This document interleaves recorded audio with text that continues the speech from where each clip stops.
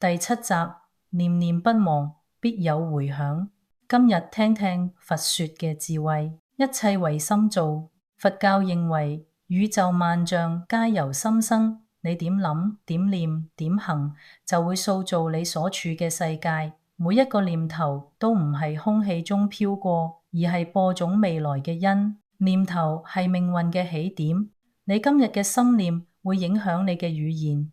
語言會影響你嘅行動，行動會影響你嘅習慣，習慣會影響你嘅性格，性格會塑造你嘅命運。念念不忘，必有回響，唔係迷信，而係因果。心念嘅質量決定人生嘅方向。如果你心中常懷慈悲、感恩、寬容，你就會吸引同頻嘅人與事。如果你心中常懷怨恨、恐懼、貪婪，你就會陷入苦嘅循環。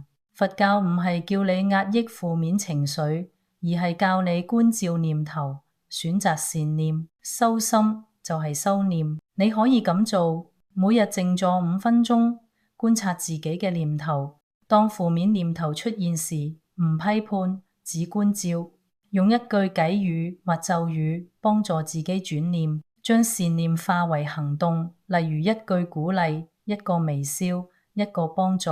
每一個善念都係一粒光嘅種子，終有一天會開花結果。本周佛說金句：心如工畫師，能畫諸世間。你嘅心就係命運嘅畫筆，你點樣畫就會成就點樣嘅人生。我哋下周再見，願你心念清明，所遇皆善，所行皆光。多謝收睇。